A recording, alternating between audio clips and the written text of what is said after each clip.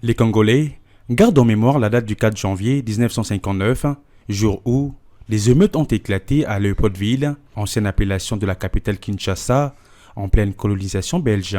Ces jours avaient marqué les débuts de grandes revendications congolaises et une répression sanglante qui déboucheront à l'indépendance de la République démocratique du Congo le 30 juin 1960. Ce fut un dimanche, le 4 janvier 1959, un cocktail d'événements va dégénérer en émeute.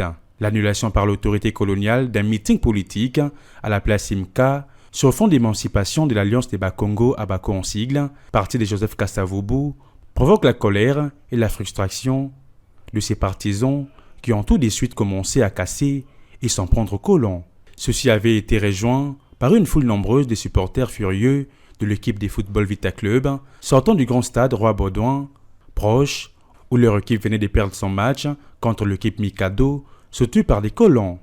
Le cœur de la déferlante populaire était au lieu du meeting annulé.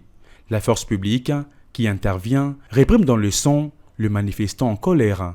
Du 4 au 7 janvier, 4 jours durant, Léopoldville, capitale de moins de 500 000 habitants à l'époque, est le théâtre d'actes de violence contre les Européens. Leurs commerces, magasins et résidences sont saccagés et pillés.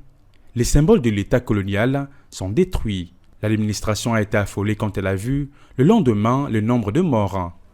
Les sources officielles font état de 49 personnes tuées, pendant que d'autres sources, notamment de l'Abaco, affirment que l'action répressive aurait fait des centaines de morts. Kasavubu, président de l'Abaco, est arrêté le 12 janvier 1959. Il sera libéré le 14 mars de la même année. Ces émeutes avaient donné lieu à une salve des revendications congolaises jusqu'à l'obtention de l'indépendance. C'est ainsi que Joseph Kasavubu devient président de la République et Patrice Emery Lumumba, Premier ministre.